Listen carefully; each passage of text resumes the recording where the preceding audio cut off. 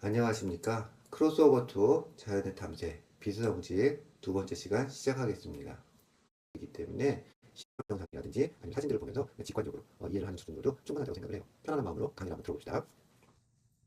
자, 먼저 빛의 파동적 성질인데요. 이미 오랜 옛날부터 빛은 파동일 거야 라고 하는 생각들은 많은 사람들에게 공감을 얻고 있었어요. 왜냐하면 빛과 관련된 현상들을 잘 관찰을 해보면 회절 현상이라든지 간섭 현상, 굴절 현상과 같이 파동에서 일어날 수 있는 전형적인 특성들을 쉽게 관찰을 할 수가 있었다는 것이죠. 다만 빛의 본질이 무엇인가라고 한다면 빛이 파동일 때 이것이 무엇이 진동하는 파동인가 하는 것까지도 알아야 되겠죠. 무슨 얘기인가 하면 우리가 귀에 들리는 소리의 경우는 무엇이 진동하는 거죠? 우리 주변에 있는 공기가 진동해서 파동의 형태로 전달이 되는 거잖아요. 그 공기의 진동이라는 것이죠. 잔잔한 수면에 조약돌을 탁 던졌을 때 그 돌멩이가 물속으로 들어가면서 주변으로 파도를 형성을 합니다. 동심원 모양으로 물결이 쫙 퍼져가요. 이것도 파동 현상이죠. 수면이 진동을 합니다. 라고 하는 파동이죠. 그러면 빛은 무엇이 진동하는 파동이라는 것이죠. 그래서 여기에 대한 것은 오랜 동안 알려지지가 않았는데요. 이것이 알려진 것은 전기와 자기에 대한 현상을 이해하게 되면서부터예요. 왼쪽에 이상한 수학적 표현식이 4개나 적혀 있는데요. 저것은 바로 막스웰 방정식이라고 하는 수학적 표현식이에요. 거의 대부분의 거시적인 전기와 자기 현상을 다 설명할 수 있는 고전 전자기학을 대표하는 4개의 방정식이라는 것이죠. 자, 먼저 맨 위에 있는 식인 가우스 법칙이라고 하는 것은 전기적인 현상을 일으키는 원천이 되는 전하, 일렉트릭 차지에 대한 속성을 설명해주고 있어요. 전하라고 하는 물질 주변에 전기라고 하는 그 기운이 형성이 되는데요. 이 전하는 원래부터 우주에 있던 건데 이게 새로 더 만들어지지도 않고 없어지지도 않는다는 그런 얘기예요. 반면에 두 번째에 있는 자기장에 대한 가우스 법칙은요. 전기 현상의 원천이 되는 게 전하라고 하면 자기 현상의 원천이 되는 건 자하, 그러니까 마그네틱 차지라고 하는 개념이 있을까요? 라는 문제에 대한 이야기예요. 전기적 현상의 원천이 되는 전하, 일렉트릭 차지는 실제로 존재하는 물질이지만 그 물질의 어떤 특성이지만 자기적 현상을 일으키는 자하, 마그네틱 차지라는 것은 사실 이 세상에 존재하는 것이 아니라는 의미죠. 그럼 자기장은 어떻게 생기는 걸까요? 그렇죠. 일렉트릭 차지, 전하가 어떤 움직임을 보일 때 그 주변 공간에 만들어지는 게 자기장일 뿐이에요. 그래서 그런 전기장과 자기장의 관계를 표현한 것이 마지막 두 개의 식이다. 밑에 있는 두 개의 식이요. 페러데이의 법칙 또는 암페어의 법칙이라고 하는데요. 이거는 전기와 자기의 관계를 표현하기도 하지만 이 관계를 통해서 우리가 만들어낼 수 있는 대표적인 어떤 장치가 있다고 하면 발전기와 모터가 될 거예요. 모터에 전기를 공급하면 모터가 돌지만요. 모터에 전기를 공급하지 않은 상태에서 모터를 그냥 손으로 돌리게 되면 모터에서 전기가 만들어져서 나와요. 그런 현상들이 일어난다는 것이죠. 어쨌든 이렇게 전기와 자기와 관련된 현상들을 설명하는 이 막스웰 방정식을 잘 조합을 하게 되면요. 공간상으로 전기와 자기가 어떻게 전파돼서 퍼져나가는가 하는 전기와 자기의 파동, 전자기파를 표현하는 방정식을 만들어낼 수가 있는데요. 유도할 수 있다는 것이죠. 그런 전자기파에 빛의 성질들을 대입을 해서 우리가 풀어내보게 되면 빛과 관련된 대부분의 현상들이 전자기파로서 설명이 된다는 것이죠. 자, 그러면 전자기파는 파동이죠. 진동을 하고 있죠. 그러니까 1초 동안 몇 번 진동하는가 하는 진동수라는 개념이 있을 거예요. 그리고 얘네들은 전파가 되는 것이기 때문에 전파 속도라는 게 있을 텐데 1초 동안 전파되는 전자기파의 전파 속도는 초당 30만 킬로미터를 전파한다고 알려져 있어요. 이때 파의 길이라고 하는 파장, 웨이브랭스라고 하는 개념은요. 한 번 진동할 때 전파되는 거리를 파장이라고 얘기를 해요. 그러면 1초 동안 한 번 진동하는 전자기파, 1초 동안 전파된 거리는 30만 킬로미터예요. 한 번 진동하는데 전파된 거리를 파장이라고 해요. 그러면 1초 동안 한 번 진동한 전자기파의 파장은 얼마죠? 30만 킬로미터가 되겠죠. 그럼 1초 동안 10번 진동하는 전자기파의 파장은 얼마가 될까요? 3만 킬로미터가 될 거예요. 여러분들이 집에서 사용하는 상용 전기 220V 60Hz인데요. 1초 동안 60번 진동하죠? 파장이 얼마일까요? 30만 킬로미터를 60으로 나누면 되겠죠. 대략 5,000km 정도가 돼요. 여러분들이 사용하는 스마트폰, 그 안에 있는 마이크로 프로세서가 3GHz로 동작을 해요. 그러면 그 마이크로 프로세서에서 발생되는 전자기파는 어떤 파장을 가지고 있을까요? 30만 킬로미터를 3기가로 나누면 되겠죠. 대략 10cm 정도가 돼요. 자, 그래서 1Hz, 10Hz, 60Hz, 3GHz. 진동수가 높아질수록 파장은 짧아지고 있죠. 자, 그래서 진동수를 아주 높여버리게 되면 파장이 대략 0.0007mm까지 떨어지게 되는데요. 700나노미터가 되는 것이죠. 이때부터 전자기파가 눈에 보이기 시작을 해요. 얼마까지 보이기 시작하냐면 0.0004mm 정도가 될 때까지. 그래서 700나노미터에서 400나노미터의 파장을 갖는 그 범위에 있는 전자기파를 우리는 빛이라고 한다. 엄밀하게는 가시광선이라고 한다는 것이죠. 자, 그래서 아주 좁은 영역에 있는 이런 전자기파 스펙트럼의 한 부분이 빛이라는 것이고요. 대부분의 나머지 저 넓은 스펙트럼의 다른 부분의 전자기파들도 이 빛과 사실 기본적으로는 같은 그런 거동을 보이게 되는 것이죠. 다만 파장의 진동수에 따라서 어떤 물질과 상호작용을 할 때 특성은 상당히 다른 모습으로 보이기 때문에 빛과 또는 무선 통신에 사용되는 전파라든지 아니면 아주 파장이 짧은 엑스레이, 감마선 이런 것들은 완전히 다른 자연현상처럼 보이지만 사실 그 본질은 전자기파라고 하는 하나의 성질로 모여지게 돼요. 자, 그러면 이런 전자기파가 전파되는 모습은 어떤 모습일까요? 실제 그것을 시각화하는 것은 쉽지는 않아요. 자, 전기장이 Y축 방향으로 진동을 하고 있고요. 자기장이 Z축 방향으로 진동을 할 때 전자기파는 X축 방향으로 전파가 됩니다. X, Y, Z. 좌표축 세 개는 수직이죠. 이런 걸 직교좌표계라고 하는데 어쨌든 그렇게 각각 수직 방향이 되네요. 그래서 전기장의 진동 방향, 자기장의 진동 방향이 그 파동의 전파 방향과 수직이구나. 이렇게 수직 방향으로 진동하는 이런 파를 횡파라고 얘기를 해요. 트랜스버스 웨이브라고 얘기를 한다는 것이죠. 자, 그래서 이런 횡파는 빛의 하나의 아주 큰 특성을 나타내게 돼요. 대표적으로 평광 현상 같은 게 있겠죠. 자, 그러면 본격적으로 얘기를 시작하기 전에 한 가지 용어를 좀 공부를 하고 넘어갑시다. 그림에 보이는 것처럼 점광원이 하나 있어요. 점광원이라는 것은 부피가 없는 하나의 작은 점인데 여기로부터 빛이 온 사방으로 퍼져나가는 그런 형태의 광원을 얘기를 해요. 자, 그 모든 방향 중에 오른쪽으로 나가는 빛이 있다고 생각을 해봅시다. 당연히 위로 나가는 빛도 있을 거고요. 45도 각도로 저렇게 퍼져나가는 빛도 있을 거예요. 자, 이때 이것은 빛의 전파 방향만 표현한 거고요. 여기 전기장의 진동을 살짝 표현을 해보면 이런 식으로 표현할 수가 있겠죠. 당연히 위나 45도 각도로 전파되는 빛에도 이렇게 전기장의 진동을 표현할 수가 있을 거예요. 자, 그럼 이때 첫 번째로 제일 높은 위치가 되는 위상, 그러니까 그 위치에 점을 한 번씩 찍어봅시다. 이렇게 3개의 점을 찍을 수가 있겠죠.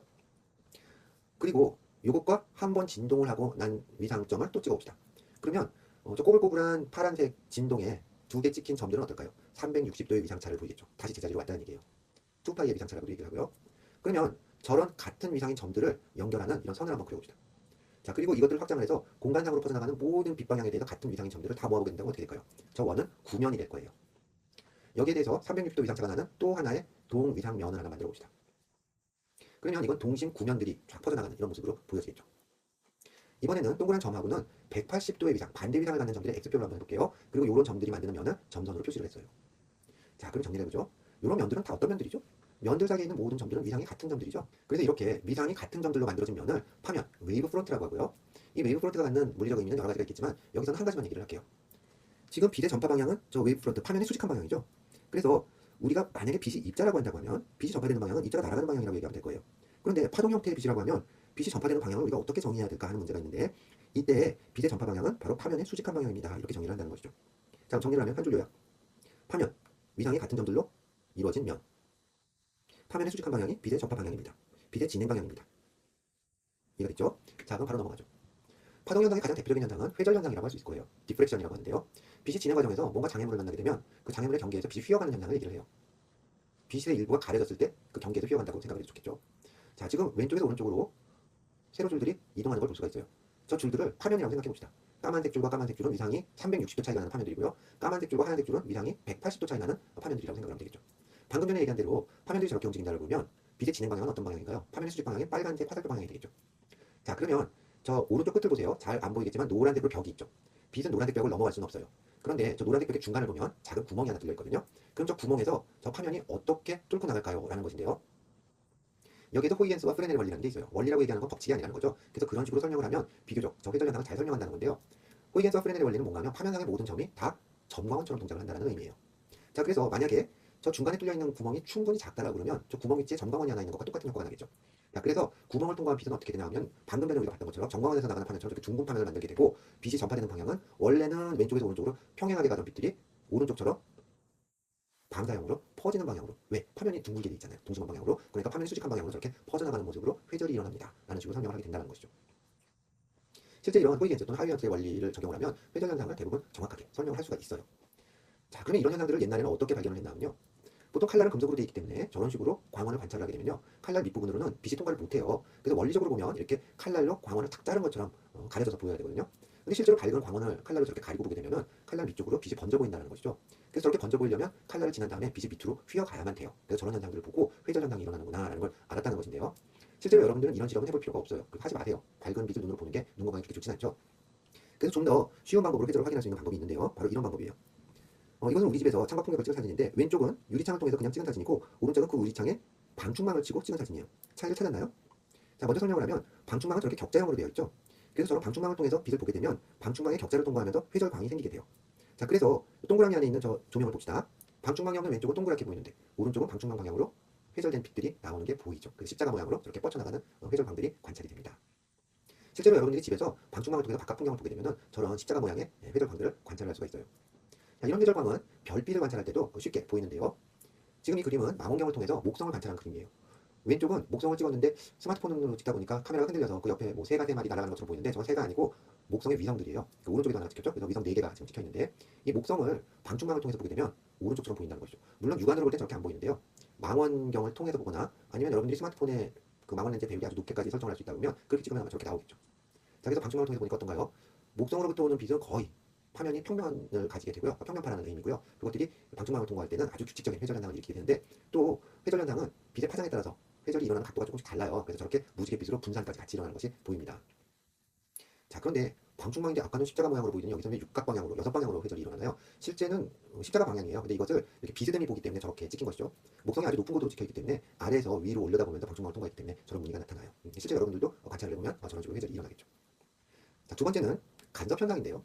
간접은 2개 이상의 빛이 서로 합쳐졌을 때 일어나는 현상인데 왼쪽처럼 밑에 있는 두 개의 빛이 합쳐져서 위에 있는 굵은 빛처럼 진동의 폭이 더 커지는 경우, 저런 것을 보강 간섭이라고 하는데요. 저런 보강 간섭이 일어나려면 밑에 있는 두 개의 빛이 결이 맞아 있죠. 코이어런트한 빛들인데, 그래서 저런 간섭을 보강 간섭, 빛이 더 강해지는 간섭이라고 하고요. 오른쪽처럼 밑에 있는 두 개의 빛이 위상이 반대예요. 그래가지고 두 개를 합치면 위에 있는 굵은 선처럼 빛이 진동을 안 하는 것처럼 보입니다. 저기 진동하는 폭이 클수록 빛이 밝아지거든요. 그래서 오른쪽 같은 경우는 빛이 아예 없어졌겠죠. 그래서 저런 것을 소멸 간섭이라고 해요. 간섭 현상 중에 재밌는 현상은 이런 현상인데요. 초록색 빛하고 파란색 빛이 서로 반대 방향으로 전파가 되고 있고요. 두 개의 빛은 진동수와 진폭이 같아요. 그랬을 때 두 개의 간섭된 파가 바로 빨간색 파인데요. 빨간색은 어떤가요? 파란색과 초록색의 위상에 따라서 빨간색 파는 왼쪽으로도 오른쪽으로도 진행하지 않고 제자리에서만 저렇게 진동을 하고 있죠. 그리고 진폭은 파란색과 초록색의 두 배로 강하게 진동을 하게 될 거예요. 그래서 저런 파를 정지되어 있는 파다. 그래서 스탠딩 웨이브 또는 스테이셔너리 웨이브라고 하는데요. 빛이 반사될 때 일반적으로 나타나는 현상이에요. 자, 간섭하면은 아주 유명한 실험이 하나 있죠. 영의 간섭 실험이라고 하는데 아마 여러분들이 초등학교나 중학교 때 한 번쯤은 들어봤을 거예요. 왼쪽에서 오는 저런 길쭉길쭉한 파면들이 중간에 어떤 구멍 두 개를 통과를 하게 되죠. 그 구멍이 있는 것들은 전광원에 해당이 되니까 전광원 두 개가 저렇게 둥그런 구명파들을 만들 거예요. 그래서 두 개가 간섭이 일어날 때 저 멀리 오른쪽 벽에는 밝은 무늬하고 어두운 무늬가 만들어진다는 게 영의 실험의 원리죠. 자, 이게 어떻게 이렇게 되나요? 왼쪽에서 빛이 저 벽을 통해서 가는데요. 구멍이 두 개가 뚫려 있네요. 아까 그 웨이브 프론트를 설명할 때는 구멍이 하나였죠. 근데 여기에서는 뭐 두 개다라고 얘기를 했을 때는 각각 두 개의 전광원이 구멍에 있는 것처럼 보이게 되는 것이고요. 이 전광원을 중심으로 해서 화면을 그리면 이런 식으로 그렸을 거예요. 까만색과 점선은 위상이 180도 달라진 경우를 설명을 하는데요. 자, 먼저 이 경우는 어떤가요? 지금 화살표가 향하는 방향에 그 화살표 안쪽을 보면은 위에 있는 전광원과 아래에 있는 전광원의 파면이 겹쳐지는, 교차하는 것들이 보이죠. 어떻게 교차가 되죠? 실선은 실선과 교차가 되고 점선은 점선과 교차가 되죠. 그러다 보니까 아, 저런 화살표 방향으로는 보강 간섭이 일어나는구나 라는 걸 알 수가 있을 거예요. 이건 항상 보강 간섭이 일어나요. 그래서 저쪽 방향으로는 항상 밝은 빛이 비춰지게 됩니다. 반면에 저 빨간색 화살표들 사이에는 이런 회색 화살표 방향으로도 어떤 특징이 나타나는데요. 요번에 저 회색 화살표 안쪽으로 들여다보면 어떤가요? 점선과 실선이 교차하고 있죠. 실선과 점선이 교차한다. 위상이 반대라는 얘기잖아요. 그래서 저런 회색 화살표 방향으로는 빛이 어두워지겠죠. 그래서 방금 전에 봤던 빨간색 화살표하고 이것을 겹쳐서 보게 되면 밝고 어둡고 밝고 어두운 무늬가 반복적으로 나타나는 걸 우리가 예상할 수가 있어요. 바로 이것이 영의 간섭 실험과 같은 개념이 되겠죠. 자, 그럼 간섭과 관련해서 제일 재밌는 현상 중에 하나는 이런 게 있겠죠. 비눗방울인데요. 비눗방울에서 이런 무지개 빛이 나타나는 이유는 비눗방울도 얇은 막이잖아요. 그러니까 비눗방울의 윗면하고 그 막의 아랫면이 똑같이 반사를 시켜요, 빛을. 그래서 윗면에서 반사된 것과 아랫면에서 반사된 빛이 두 개가 간섭을 일으키게 되는데요. 이것이 하필이면 비눗방울 막 두께에 따라서는 빨간색에서 보강 간섭이 일어나기도 하고 파란색에서 보강 간섭이 일어나기도 한다는 얘기예요. 왜 다르게 일어나나요? 비눗방울을 이렇게 불어놓고 보면 위치에 따라서 비눗방울 막의 두께가 조금씩 다를 수가 있거든요. 만약에 막의 두께가 다 일정하다고 그러면 빨간색 비눗방울, 파란색 비눗방울 이런 식으로 단색의 비눗방울이 만들어질 거예요.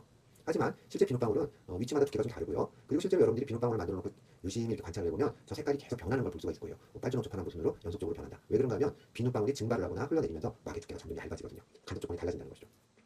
그래서 실제로 그런 색깔의 변화까지도 카메라의 노출을 잘 조절을 하면 사진을 찍을 수도 있는데요. 어쨌든 나는 그걸 한번 찍어볼까 했는데 카메라가 성능이 그렇게 좋지 않아서 그냥 이렇게 다른 사람이 찍은 영상을 가져왔다는 것이죠. 그래서 간섭은 빛이 파동이라고 하는 아주 강력한 증거가 되는 현상이 되겠죠. 자, 다음은 굴절이라고 하는 현상인데요. 여기서 지금 왼쪽에서 오른쪽으로 진행하고 있는 하얀색 띠들이 파면이에요. 그러면 빛의 진행 방향은 파면의 수직 방향이니까 저 파란색 부분에서는 왼쪽에서 오른쪽으로 가고 있고 초록색 부분에서는 약간 아래 방향으로 꺾여서 가고 있죠. 왜 꺾일까요?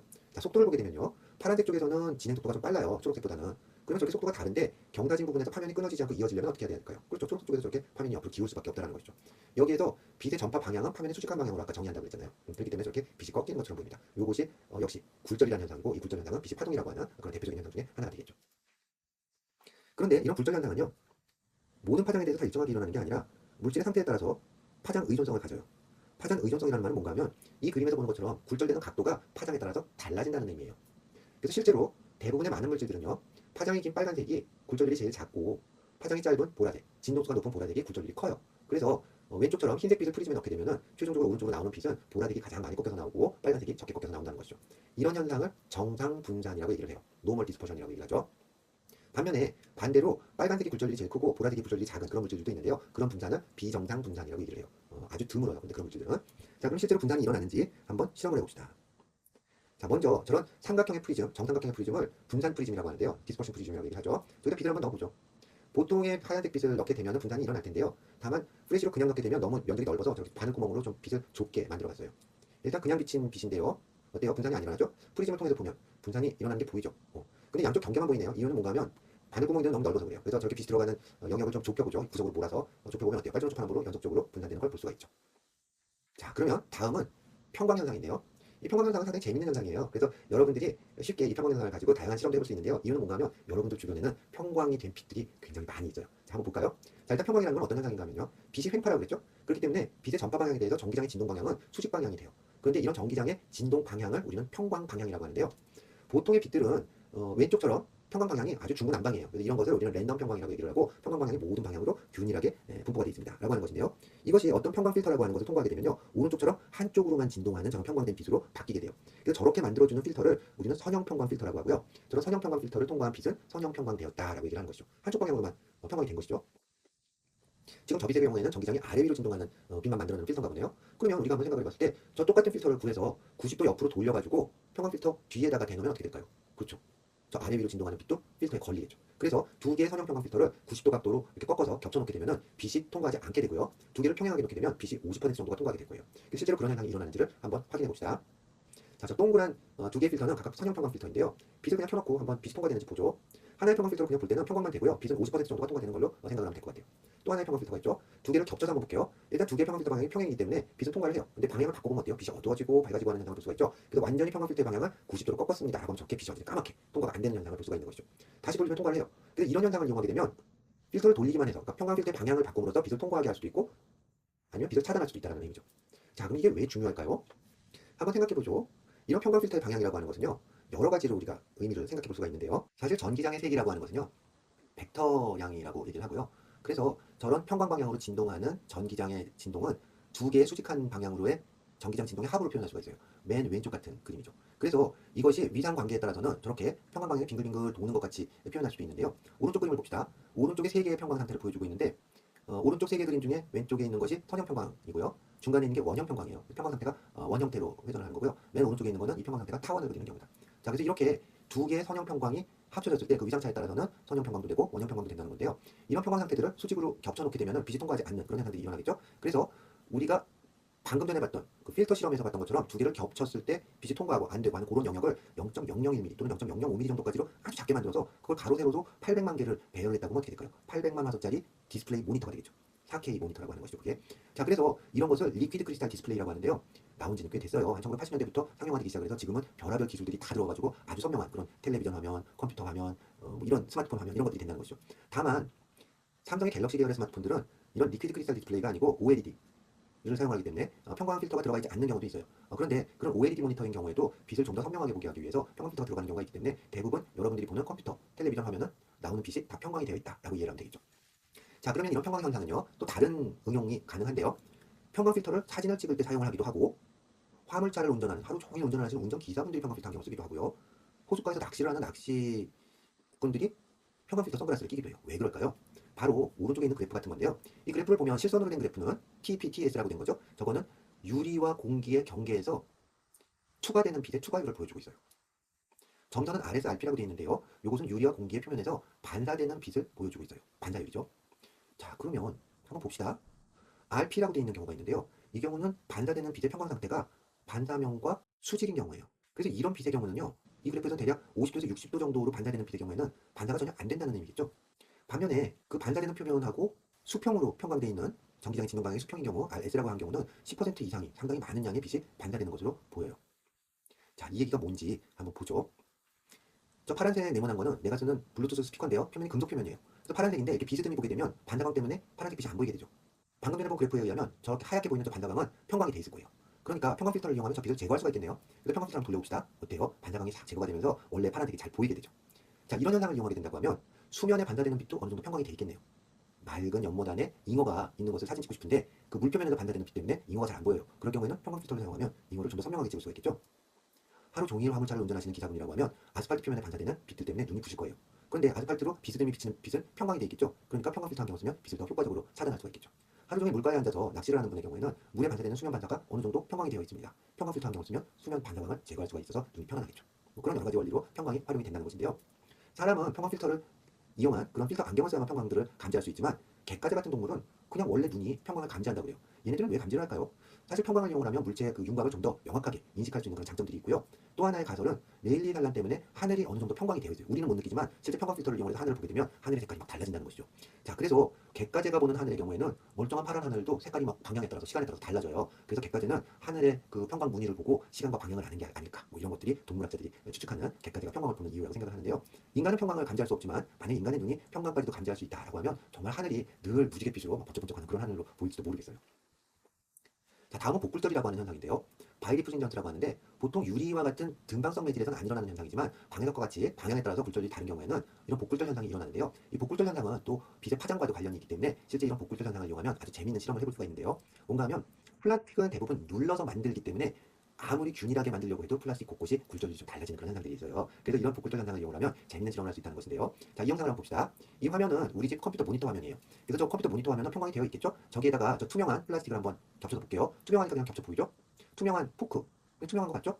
그런데 저런 컴퓨터 화면에 평광 필터를 한번 해볼게요. 이미 빛이 평광돼서 나오기 때문에 필터의 각도만 잘 조절을 하면 저렇게 빛을 투과 못하게 까맣게 만들 수가 있는데요. 저 사이에다 아까 그 플라스틱을 넣어보게 되면 복굴절이 일어나면서 저런 화려한 무지개 무늬가 나타난다는 것이죠. 저 무지개 무늬는 저 플라스틱을 만들 때 얼마나 눌렸습니까? 이런 상태에 따라서 굴절이 달라지기 때문에 저런 현상들이 일어나는데요. 가령 이런 투명한 포크를 보게 되면 각각 위치에 스트레스를 받은 정도에 따라서 저 색깔이 다르게 보이게 돼요. 그래서 실제로 저 플라스틱으로 만든 물건의 경도라든지 스트레스를 받은 정도, 결함 같은 것들을 테스트하기 위해서 저는 복굴절 실험들을 제조 공정에서 하기도 한다고 그래요. 이런 복굴절 현상들은 저는 불투명한 플라스틱에서도 나타나겠죠. 자, 이 실험은 여러분들이 평광 필터만 있으면 집에서도 얼마든지 쉽게 볼 수가 있겠죠. 왜냐하면 여러분들 집집마다 컴퓨터 모니터, 텔레비전 이런 것들이 있으니까 평광이 되는 빛을 쉽게 구할 수가 있잖아요. 자, 이 영상은 지금 유리인데요. 유리는 등방성 매질이기 때문에 복굴절이 안 일어나죠. 자, 그러면 이 정도로 해서 빛의 파동 현상은 마무리를 하고요. 이제부터 빛의 입자적 성질에 대한 이야기를 해봅시다. 빛이 입자라고 말씀을 하신 분은 아이작 뉴턴이 가장 과학적인 이유로 그런 주장을 하셨는데요. 이런 실험을 하셨다고 그래요. 저 하늘색으로 보이는 프리즘에 빛을 저런 각도로 넣게 되면 모두 반사가 되는 내부 전반사 현상이라는 게 일어나게 되는데요. 이유는 저 하늘색으로 보이는 유리하고 그 주변에 있는 하얀색으로 보이는 공기 사이의 굴절력 차이 때문에 그래요. 그래서 이런 굴절력 차이만 있다고 보면 저 위에 유리 덩어리를 저렇게 놓는다고 해도 내부 전반사는 일어나겠죠. 그런데 호기심 많은 아이작 뉴턴은 이 실험을 조금 다르게 해봤어요. 저 위에 있는 유리를 밑에 있는 유리하고 다 붙도록 꼭 눌러본 것이죠. 공기층이 있긴 하지만 공기층이 아주 얇은 상태로 만들게 되면은 내부 전반사 조건이 깨지면서 빛이 저 유리와 공기층, 공기와 유리, 그 저 중간에 있는 공기층은 어떻게 보면 장벽이라고 할 수 있는데 저 장벽을 뚫고 나가는 빛이 생긴다는 거예요. 그래서 저런 것을 깨진 내부 전반사 현상이라고 하는데요. 저런 현상이 일어나려면 그 장벽을 뚫고 나갈 수 있는 마치 총알처럼 운동량을 가지는 입자와 같이 행동을 해야 되는데 이런 현상을 보고 뉴턴은 빛이 입자의 것이에요 라고 설명을 했다는 것이죠. 하지만 이 현상을 실제로 물리적으로 잘 설명을 하게 되는 것은 20세기에 와서인 것이고 양자역학에서 터널링 효과라고 하는 그런 효과로서 설명이 되고 있다는 것이죠. 실제 이런 빛의 입자적 성질을 가장 잘 설명하신 분은 아인슈타인인데요. 이미 어떤 금속 표면에 파장이 짧은 전자기파, X선이나 감마선 같은 것을 쪼이게 되면 전자가 튀어나온다고 하는 현상을 잘 알고 있었어요. 이게 도대체 왜 일어날까? 전자기파인데, 파동인데. 파동을 금속에 비췄는데 그 안에 있는 전자가 튀어나온대요. 이게 무슨 얘기인가 하면 방파제에 파도가 치고 있는데 그 파도를 맞고 방파제 안에 있는 콘크리트 조각들이 막 떨어져 나오는 이런 현상과 같은 것이죠. 만약에 파도가 물이 아니고 그 안에 뭐 돌덩이가 섞여 있다든지 그러면 그런 것들이 딱딱한 것이 방파제를 탁 대면 부서져서 그 조각들이 튕겨나올 수는 있겠죠. 근데 물이 부닥쳐가지고는 안 그러잖아요. 마찬가지로 빛이 파동이라고 하면 금속 안에 있는 전자를 저렇게 튕겨낼 수는 없거든요. 자, 그래서 저런 현상을 보고 아인슈타인은 광전 효과, 빛이 들어갔을 때 전자가 튕겨나오는 현상이다 라고 설명을 했는데요. 어떤 아이디어로 설명을 했냐면 E는 HU, 여기서 U는 진동수를 얘기하는데요. 진동수에 비례하는 에너지를 갖는다고 생각을 한 거예요. 그래서 저런 에너지를 갖는 포톤이라고 하는 입자가 있는데 이 입자가 금속 안으로 들어가게 되면 금속 내부에 있는 전자가 운동량을 받겠죠. 그래서 그 운동량을 가져서 전자가 다시 튕겨나오는 이런 현상이 마치 우리가 모래밭에 자갈을 던졌을 때 모래가 튕겨서 막 위로 올라가는 이런 현상하고 비슷하게 설명을 한 건데요. 글쎄요, 이 현상을 직관적으로 이해할 수 있는 실험이 뭐가 있을까 생각을 해보니까 형광 현상이나 야광 현상, 인광이라고 하는 이런 현상을 한번 생각해 볼 수가 있을 것 같더라고요. 자, 무슨 얘기인가 하면요. 형광은 뭐 여러분들 클럽이나 이런 데 가보면 형광 도료 이런 거 많이 봤잖아요. 자외선이라든지 형광등 같은 거 켜놓으면 아주 그런 화려한 색깔들이 나타나죠. 저런 현상이 일어나는 이유는요. 뭔가 하면 이렇게 포톤이 들어갔을 때 그 포톤의 에너지, 그 빛의 에너지를 받아서 그 물질 안에 있는 전자들이 더 높은 에너지 상태로 뛰어 올라가게 돼요. 그런데 올라갔다가 거기서 오래 머물 수는 없어요. 그래서 이 전자가 다시 자기가 있던 제자리로 내려오게 되는데 올라갈 때는 에너지를 받아서 올라갔으니까 내려올 때는 에너지를 방출한다는 것이죠. 이때 방출되는 에너지가 빛의 형태로 방출이 되는데요. 이것이 바로 형광빛으로 나타나는 것이고요. 오른쪽 그림은 뭔가 하면 이 전자가 다시 떨어질 때 굉장히 천천히 떨어진대요. 보통 왼쪽 그림처럼 올라갔던 전자가 업접션, 그러니까 에너지를 흡수해서 빛을 흡수해서 전자가 올라가면 다시 얘가 방출을 할 때는 빛을 방출하게 되는데 올라갈 때 내려올 때 걸리는 시간이 굉장히 짧아요. femto세컨드 단위 정도인데요. 그러니까 거의 순간적으로 일어난다고 보면 되는데 오른쪽 그림은 올라갔다 내려올 때 걸리는 시간이 몇 초에서 몇 분, 몇 시간까지도 걸리는 이렇게 천천히 방출한다는 것이죠. 바로 이런 인광 효과를 우리는 흔히 야광이라고 얘기를 하죠. 자, 그러면 이 현상을 한번 생각해 봅시다. 만약에 그림처럼 야광이 일어나는데 저 야광빛을 보니까 무슨 색깔이죠? 초록 색깔이죠. 그러면 빛이 입자라고 하면 야광 물질에서 방출되는 빛은 초록빛 색깔인데요. 여기에 초록빛보다 파장이 긴 빛, 그러니까 초록색 빛이 가지고 있는 에너지에 미치지 못하는 에너지를 가진 빛, 운동량을 가지는 빛을 비춘다 그러면 야광이 안 일어나야 되겠죠. 그러니까 빨간색 빛을 비춰가지고는 야광이 안 일어나야 돼요. 빛이 입자라면. 그러면 야광 현상이 일어나려면 어떻게 해야 될까요? 초록색 빛보다 파장이 짧은 빛을 비춰주면 일어나겠죠. 자, 그래서 실험을 한번 해봅시다. 초록색보다는 파장이 긴 빛, 붉은 빛과 짧은 빛, 푸른 빛을 비췄을 때 각각 야광 현상이 일어나는지 안 일어나는지를 확인을 해보면 빛이 입자구나 아니구나를 확인을 해볼 수가 있겠죠. 한번 실험을 해보죠. 자, 우리 집에 있는 온갖 잡다한 야광 물질들을 다 모아놓고 빨간색 빛을 한번 비춰봤어요. 이거는 후레쉬 앞에다가 빨간색 텔레판지를 붙여가지고 실험을 한 것이죠. 자, 어때요? 지금 빛을 비춰도 불을 껐을 때 야광 현상이 안 일어나죠? 자, 이번에는 파란색 텔레판지를 놓고 파란색 빛을 비춰봤어요. 이때는 초록색 빛보다 에너지가 큰, 운동량이 큰 빛이죠. 자, 불 끄니까 어때요? 야광 현상이 일어나죠. 그래서 우리가 예측한 대로 이런 현상이 일어났다는 거예요. 자, 그러면 이번에는 좀 더 확실하게 하기 위해서 빨간색 레이저를 한번 비춰볼게요. 저건 파장이 딱 정해져 있잖아요. 620나노미터로. 어때요? 야광이 일어날 곳에다가 빛을 아무리 비춰도 별 변화가 없죠. 그래서 빨간 빛은 비춰도 야광 현상이 안 일어나는구나 라는 것인데요. 자, 이번에는 파란색 레이저를 한번 비춰볼게요. 자, 파란색 레이저 비치니까 어떻게 되나요? 바로바로 야광 현상이 강하게 일어나는 걸 확인할 수가 있죠.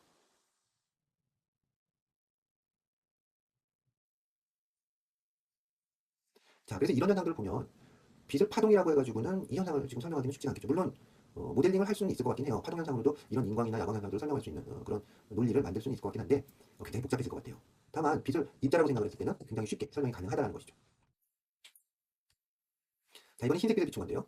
당연히 여러 가지 파장을 다 가지고 있으니까 이번에는 야광이 잘 일어나겠죠.